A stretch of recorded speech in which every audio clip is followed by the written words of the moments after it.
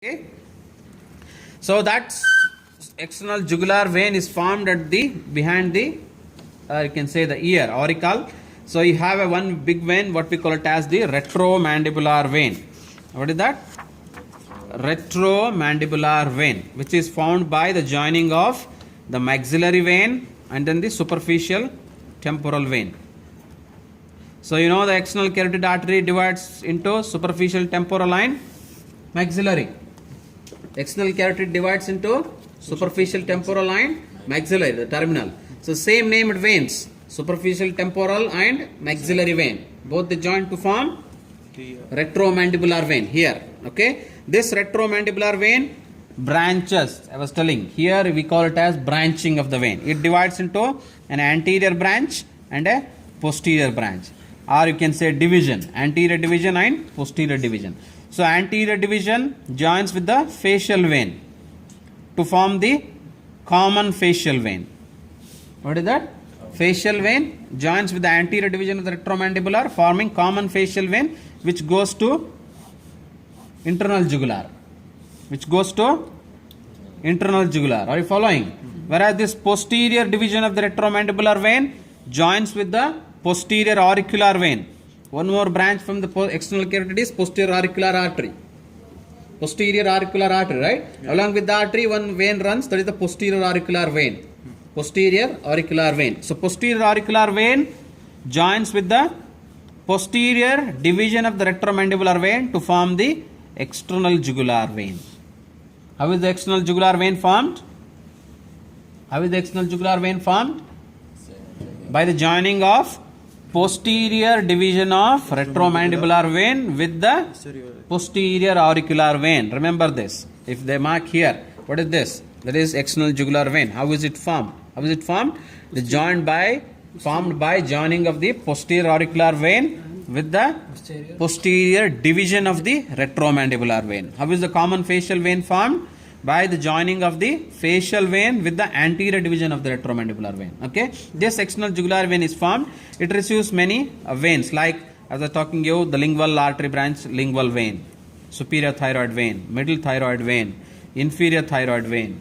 They all join this external jugular vein. They all form the, like the transverse cervical artery, the posterior, the cervical veins, the posterior cervical veins. They all join the external jugular vein. And then at last it drains into where?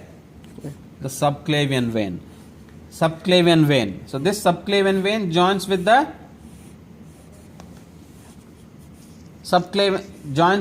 internal jugular vein to form the brachiocephalic vein. Is it seen in this model? Yeah, it's not much seen. Okay, this is what is the subclavian vein. Yeah. Okay, so this is what is the external jugular vein joining the subclavian vein. Okay, so now we can see it here. So this is going up, right? So that is the internal jugular. Okay, internal jugular, subclavian forming brachiocephalic. Okay, you can see it here, two cuts. So this is what is the internal jugular and this is what is the external jugular. Okay, so now this is the subclavian. Subclavian joining with external jugular, and now further subclavian joins with the internal jugular, forming brachiocephalic. Clear? Yeah. Okay. So external jugular vein joins the subclavian vein. Okay, and then internal jugular joins with the subclavian to form brachiocephalic. Brachiocephalic. Am I clear? Yeah. And there are even few veins on the anterior side. We call it as anterior jugular veins. Anterior jugular veins, which run downwards and they communicate. So two anterior jugulars, they run down like this and they are communicated by one more vein that is called a jugular arch. So which in turn drains into the external jugular and then drain into subclavian. Clear? So two important veins to remember, that is internal jugular and external jugular. Their formation and their termination. Clear? Clear? Yes. This is about the blood supply in the vessels in the head and neck area. Head and neck area. Now go to thorax. See, thorax area, as I said, so the major arteries in the thorax are, I said it in the beginning, from the arch of aorta. So mainly the vessels, they go and supply head and neck area. Okay. Yeah. So from the subclavian, you have one branch running, that is the internal thoracic, okay, Yes. and then the descending aorta. The descending aorta, it gives both side the posterior intercostal arteries. Clear? Yeah.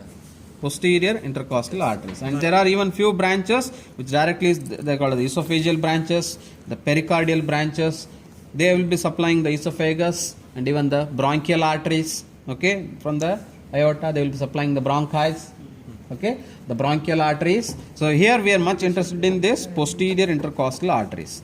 Okay, all the from third onwards, first and two, they are from supreme intercostal arteries, which are from costo-cervical trunk of the subclavian, second part of the subclavian. Whereas rest, third onwards, they are all branches from the descending thoracic aorta. What branches? These are called as posterior intercostal arteries. What is that? Where is that big model? I showed you there. That. They are all the posterior intercostal arteries. Posterior intercostal arteries, they are all branches from the descending thoracic aorta. Descending thoracic aorta. Okay? And other than that, you know, all the other big vessels which are present in the thoracic area, like this is the heart. Okay, this is the heart. Okay, you have two ventricles and two atria. This is the right atrium. You have two big veins entering into right atrium. The superior vena cava, inferior vena cava. Superior vena cava, you know the formation. It is formed by two brachiocephalic veins, right and left. Okay, that is superior vena cava and then inferior vena cava. So from the right atrium, the blood flows to right ventricle. Right ventricle, you have big pulmonary artery or pulmonary trunk, which divides into two. Right and left go to both right and left lungs for purification. From the lungs, you have four pulmonary veins. Okay, go to left atrium, carrying the pure blood. From the left atrium, blood goes to left ventricle. And then left ventricle, you have the aorta, which forms the ascending, then arch, and then descending. This is the great vessels in the thorax. Great big vessels in the thorax. So now, the arterial supply of the thoracic wall is by anterior intercostal arteries and posterior intercostal arteries. So anterior intercostal arteries are branches from? Very good. Internal thoracic and musculophrenic. And musculophrenic. The posterior intercostal arteries, first and second posterior intercostal arteries from supreme intercostal arteries, which are branches from costo-cervical trunk of the second part of the subclavian.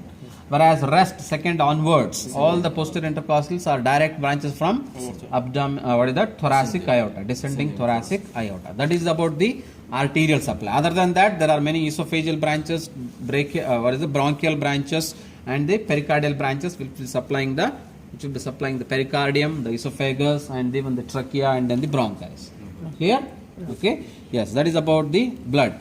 And now the venous drainage is very important here, and which is not taught to you in the lecture, I guess. Okay. I asked Yusuf, he said he didn't taught you about this, the venous drainage of the thoracic wall. So very important here to listen. So in every part of the body, you know that there are veins which are committents of the arteries. That means which run along with the arteries. That's why we call them as vena committents. We call as vena committents. What they run? They run along with the arteries. So the veins are named as arteries. Like internal thoracic artery, internal thoracic vein. Okay. Then you had the lingual artery, lingual vein. Facial artery, facial vein. Superior thyroid artery, superior thyroid vein. Like that they are named. But here is a venous system in the thoracic cavity which doesn't have the corresponding artery. They are unpaired. So such system of veins which are there in the thorax, they are called as azygous. What is that called as? Azygous. Azygous system of veins. What is that? Azygous venous system we say. So what do you mean by the term azygous? Means unpaired. Then there is no corresponding arteries. So there are three azygous veins. On the right side of the thorax, you have azygous vein. What is this called as? Azygous vein. This is the diaphragm, okay? Okay? So this is the right side, this is the left side. On the left side, you have two veins. One is called as hemiazygous, and this is called as accessory hemiazygous. What are three azygous veins? The big azygous is the azygous vein on the Right side. On the left side, you have two azygous veins, hemiazygous vein, and then accessory hemiazygous vein. Clear? So now these azygous veins on the right side, it is found by many of the lumbar veins in the abdomen. Okay, and even one tributary from your inferior vena cava. What is that? Inferior vena cava. One big, you can say, tributary. This is inferior vena cava. Okay, big vein. Okay, so one will be connecting this. You are very important, this point.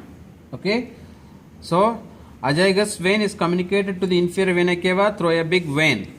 Okay, inferior vena cava or the renal vein, anything, both on the right side, whether on the left side. Accessory hemiazygous vein is again connected to the inferior vena cava. Why I am telling this point is, so this azygous vein connects inferior vena cava with the superior vena cava.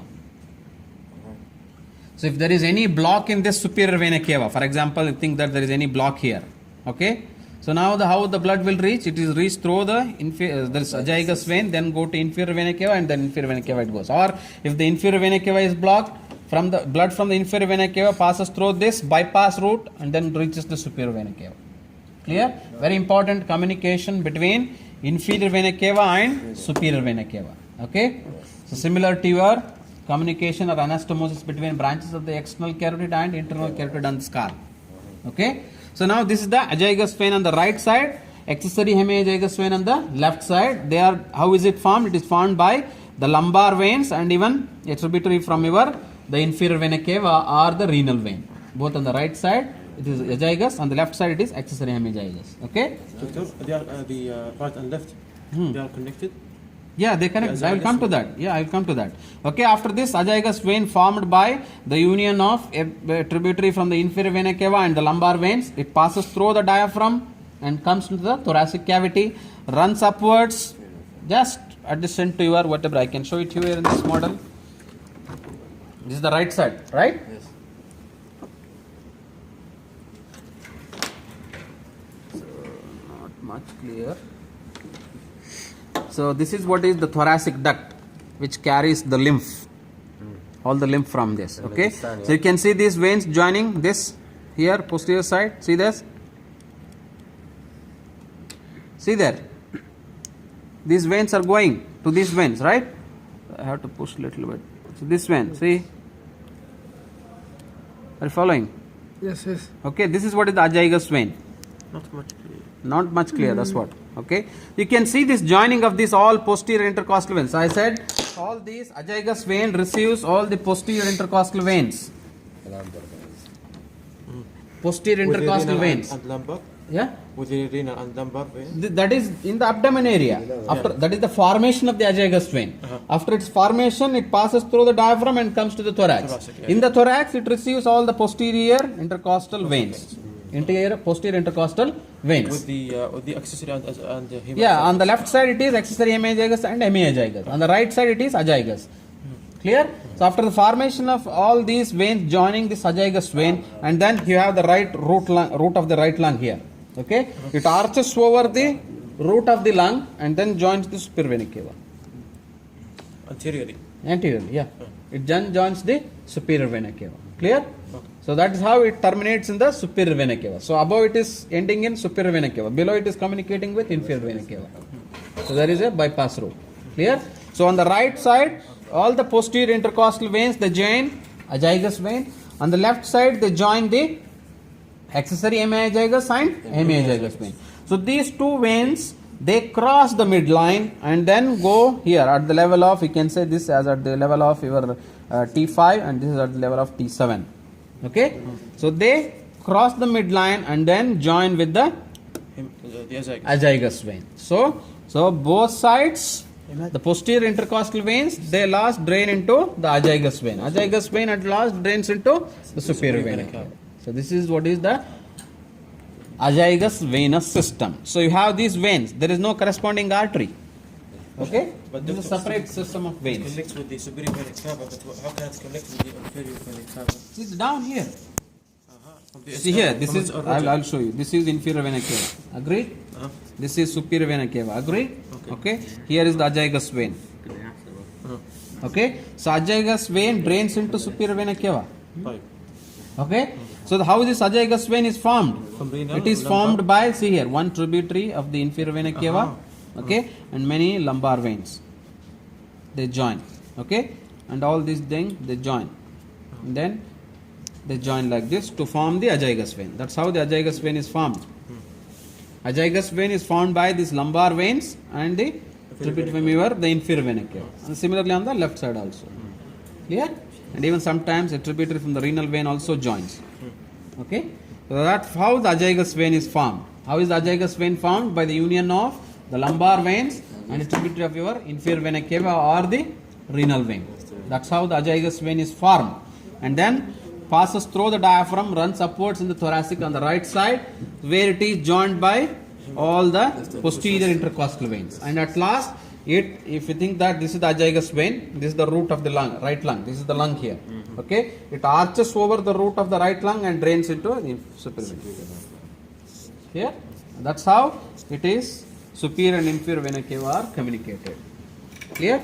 So this is about the thorax, azagus venous system. Am I clear? Okay. So in the models I already showed you. So here is the common carotid artery. This is the external carotid artery which is cut, giving a superior thyroid branch. This is the internal carotid artery. This is the internal jugular vein. This is all about in this model. Okay. And on this model, I can show you. This is the common carotid artery. Okay. This is the external carotid artery. This is the internal carotid artery. This is the superior thyroid branch. They can tag any artery. Okay, I am telling us. This is the superior thyroid artery, and this is what is the facial artery, and this is the lingual artery. Clear? And then you have the posterior auricular, occipital. Then you have the superficial temporal, and this is the maxillary artery. Clear? Okay. And this is what is the external jugular vein. External jugular vein, and there is the internal jugular vein. Yeah. This cutting what? Which one? Near the anterior jugular. This one? This is some other veins like the brachiocephalic vein will come from the upper limb, so they will come and join that. Okay. That is different story. We will learn it in upper limb. Okay. That is about in that model.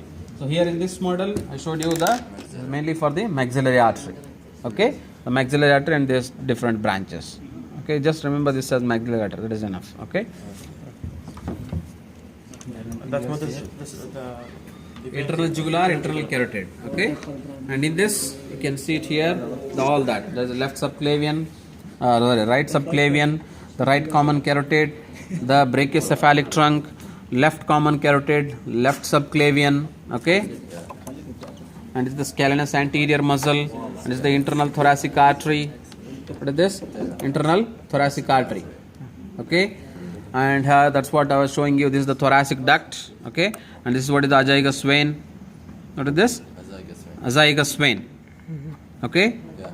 Let me show you.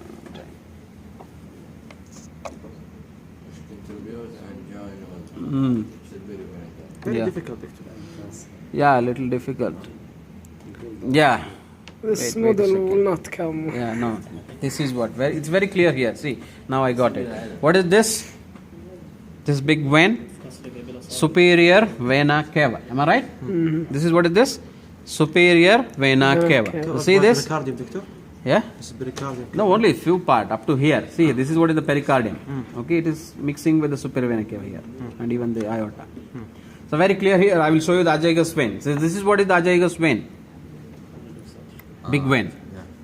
Okay. So here is the root. This is what is the trachea. See here. This is the trachea. No, the azagus vein. Two branches. This is the trachea. I said the branches will come like this. Okay. This here is they have the lung. Okay. So it is arching. This is the root of my forceps represents the root of the right lung. It is arching over the root of lung and then joining superior vena cava. Right. See here. So this is what is. See here. From here it is coming. Read here. See there. Yeah. Yeah. This is what is the azagus vein. Got it. Yes. Okay. So, Victor, thoracic. Yeah. So and this is what is the superior intercostal vein. What is this? Superior. As I said, the first and second posterior intercostal branches are from the costocervical trunk of the subclavian. Similarly, the first two intercostal space, the veins, See, Supreme. supreme intercostal artery supplies the first two posterior intercostal arteries, I said. Yes. The first two. Later, they are branches from descending aortic aorta. So, similarly, the 2 or 3 veins, the superior 1, 2, 3 veins, they form a separate vein. That is called as superior intercostal vein. What is it called as? Superior intercostal vein. It forms a separate vein and drains into azygous vein. You can see it here. It drains into the azygous vein. Whereas rest of the posterior intercostal, they drain directly into the azygous. Yes, I guess. Okay. So here, the first 2 or 3, they are joining into, see here, you can see it here, one vein joining here. Okay, similarly the other. They join here and then form superior intercostal vein which joins the azygous vein, and in turn this azygous vein drains into superior vena cava. They may tie this. Okay, and then ask you, what is the tied vein? That is the azygous vein. Okay, where does it open? It opens into superior vena cava, over, arching over the root of the right lung. It is very clear here. Now see here, you continue this. This is what is the azygous vein. See there? Follow that. This is the azygous. Yeah. Okay, follow it down. See, this is the azygous. It is slightly posterior to your esophagus. Okay? It's clear there. Yeah. Azygous vein. This is the Superior intercostal vein. Okay? Just it is complementary to your superior intercostal artery, supreme intercostal arteries. Okay? So that is about the azygous vein, and this is the thoracic duct. Okay? On the left side, it's a little difficult. Okay, you can see this is the posterior intercostal artery directly coming. This is the aorta. Okay, you can see the posterior intercostal artery directly coming from the aorta. Okay, I hope it is clear. So, repeat, Doctor. The posterior intercostal arteries are coming directly from the aorta, yeah. aorta, descending thoracic aorta. It is clear here. See there. Okay. Yes. Whereas veins, see here, these are all the posterior intercostal vein. This is what is the no. This on the left side, right side you have azygous vein. What is there on the left side? Accessory hemiazygous and hemiazygous. So these veins, they are going here, the hemiazygous, and this is what is the accessory hemiazygous. See, this is veins going. This is the accessory hemiazygous. They are crossing. Yeah, it is difficult on the left side, but right side is very clear because they drain again into cross midline and then drain into the azygous. But azygous is very clear, right? Yeah. This is the azygous vein draining into superior vena cava. So this is what is the, I guess, the inferior vena cava. Yes.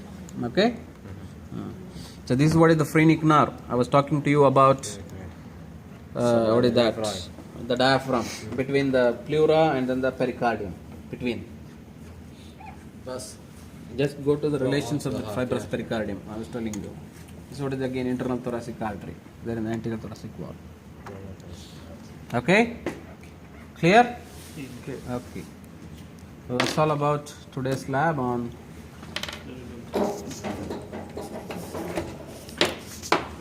Zygous, is it vein?